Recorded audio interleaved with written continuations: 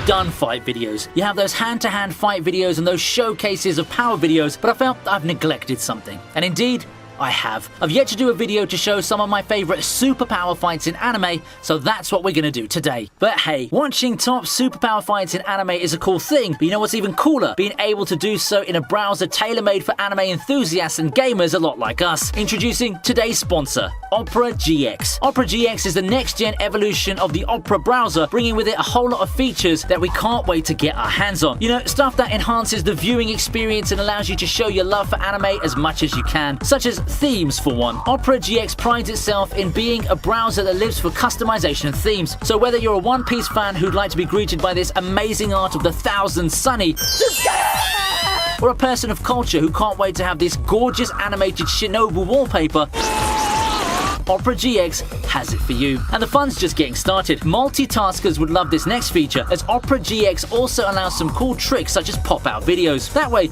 you can keep browsing some of your favorite anime threads while watching your episodes in a floating, adjustable video frame. And integration has never been easier with the GX player, which allows integration to Spotify, Apple Music, YouTube Music, and other streaming platforms. Never miss a beat as you connect to those apps and even your own computer with the quick import tool that allows you to import all information from your previous browser with a couple of clicks. Take the leap and download this browser for the next generation through the link in the description box. Be ahead of the pack with Opera GX. Let's kick things off at full power with Shimazaki versus everyone.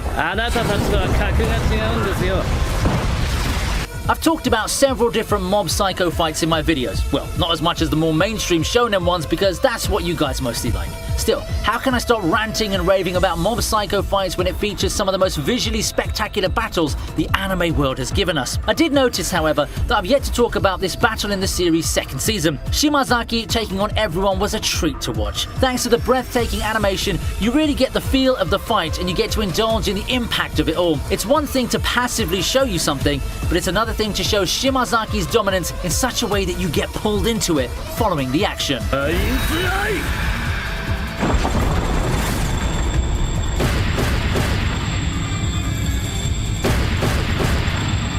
If you're up for another showcase of strength, Meliodas versus the Commandments is just the right one for you.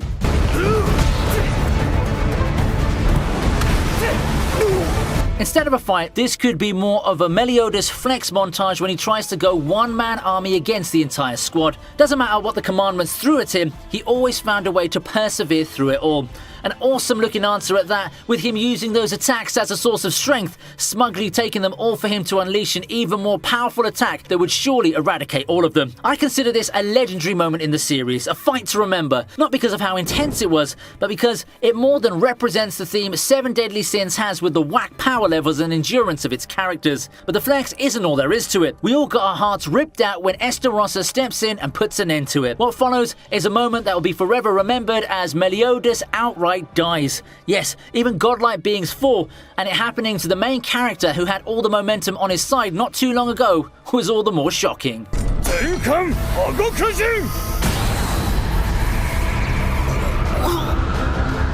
We move to something recent now and one of the best animated episodes of One Piece.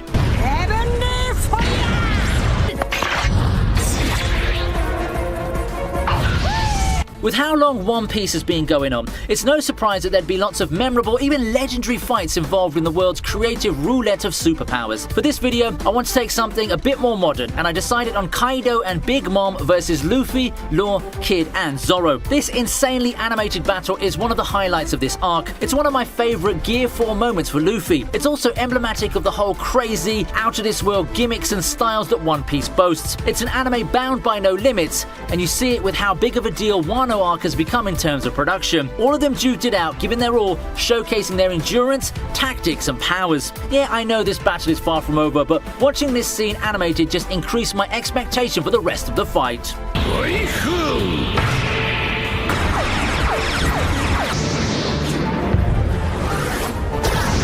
FMA's final battle is here, and deservingly so.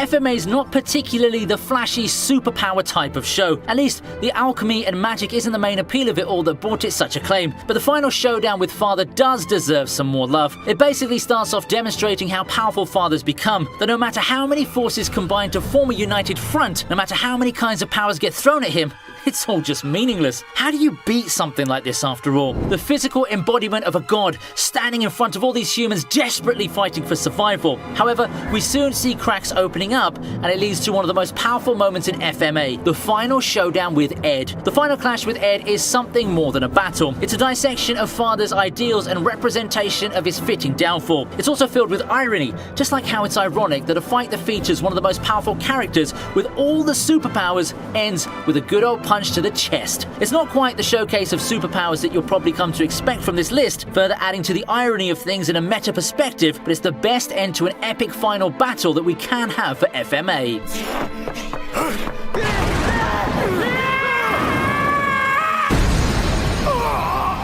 Here's a movie battle for the next entry, Midoriya and Bakugo vs 9.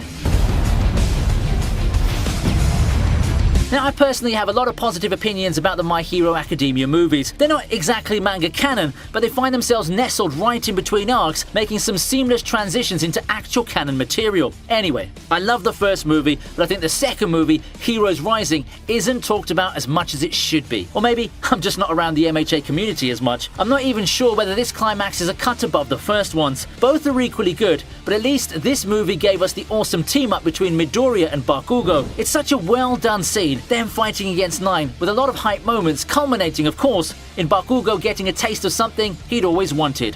One for all. The fight against 9 is standard superhero, superpower action, but the finality of it all, Bakugo's character arc somehow finding a sort of conclusion in this movie, that's what makes this one so good. Of course they had to revert to the status quo in the end because it's what an anime movie does, but damn, that was such a sweet scene. The presentation, including the animation, the music and the voice acting, it was all just on point. This is probably one of the best fights in the franchise, including the TV series.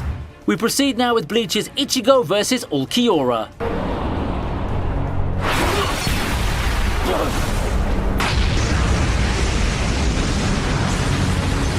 If you were to ask me what my favourite fight in the whole Arrancar arc was, it's gotta be this one. There are lots of contenders, sure, but could they compare to the build-up and the roller coaster of emotions that this fight took Bleach fans through? I don't think so. Things started out even, and everyone's pretty hyped to see Ichigo and Ulquiorra fight as equals this time. Then, it takes a whole turn for the worse. On and on it goes, drowning even Ichigo and Orihime down the pits of despair, only for hope to come in Ichigo's revival and new form. But something just doesn't feel quite right here. You get what I mean? It follows the usual hyped fight formula, but this is the one fight where the ray of hope that comes in the form of a new protagonist form feels a little bit wrong somehow. It's all thanks to Ichigo's monstrous new form. I wouldn't be surprised if someone comes into the end of the fight blind and thinks that Ichigo's the villain in this fight between two demonic beings with how ruthless he's become. And when Ulquiorra does bite the dust, right as he looks like he's about to start a redemption arc, we're left feeling hollow. No pun intended. Gogeta vs Broly is up next.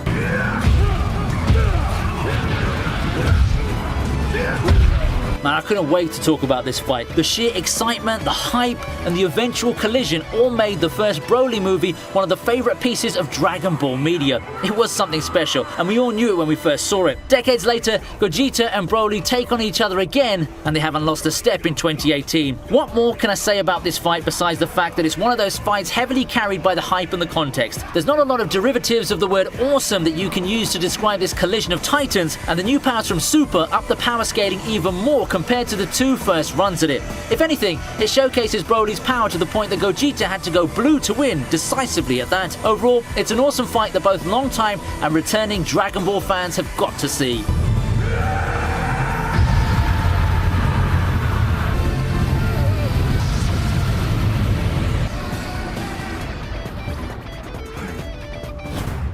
Superpowers mixed with a lot of martial arts? How about Yuji and Todo versus Hanami next?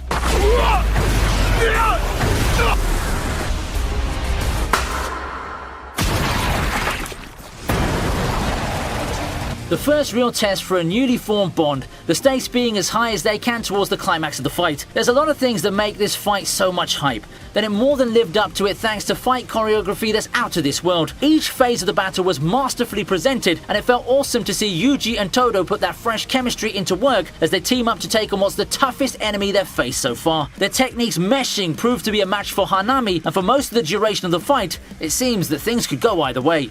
However, there's one factor that turns the tides, a factor that the characters may not have remembered thanks to the heat of the battle, the one and only Gojo. Our favourite mentor makes an appearance towards the end, joining the fight in the only way he can, by revealing a new astonishing technique that easily defeats Hanami. I feel that a lot of people don't remember this as much as the first domain training session moment, but Hollow Purple easily ranks as one of Gojo's best moments. If I were to pick a battle in the Fate series, I think that Shirou and Rider versus Saber Alter takes the cake.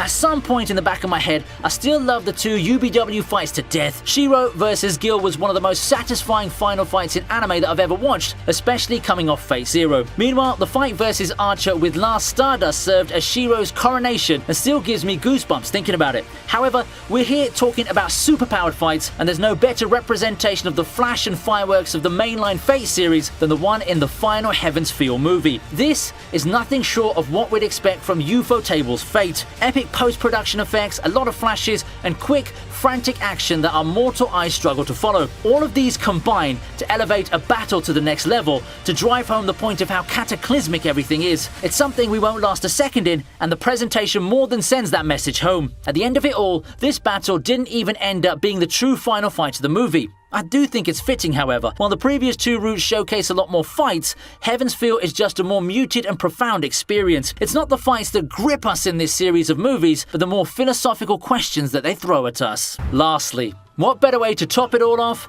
than with Naruto versus Sasuke? Best and most legendary fight in all of anime? I mean, it's not exactly something that even I would boldly proclaim, especially with the number of amazing fights we've covered so far. Seriously, something like the fight right before this could have beat it in terms of fireworks, but in terms of choreography, we also have a couple of ones who can make a case too, like the Jujutsu Kaisen one. Heck, even with Naruto there are contenders too. However, what Naruto versus Sasuke has compared to them all is the build-up. This is the fight that's literally over a decade in the making. The fight to end all fights in Naruto. Everyone knew it was going to happen, but the whole thing surrounding it, the storyline, the fighters peaking just at the right time, and the stakes, it makes it one fight that Naruto fans deserve. And all the two needed to do was to put on a show and make the decade-long wait worth it. And they sure did. A long-standing rivalry that stood the test of world-ending threats finally concluded in an intense battle of powers and ideals, and it ended in the best possible way. A tactical draw on the physical side of things, but a clear victor in the battle of ideals. The right person won, and it's such a great conclusion to a legendary series. And that concludes my list. I was thinking of ranking them at first, but I decided against it because how can we really rank these equally amazing fights? They all have their own cases to be the best fights in their own ways, and I think it's better if I just let you rank them yourself. Say, how would you do it then? Do you have a fight that you want to add to the list? I'd love to hear from your thoughts on the comment section. That, or you could drop by the channel's social media too. Discord, Instagram, Patreon, come on, you know the drill. All the links are in the description box to give you easier access. And don't forget to check out Opera GX browser through the link in the description box. Download it free of charge, and it opens up a whole new window of possibilities. Thank you for watching this video. I hope you have a great day ahead, and I look forward to seeing you next time.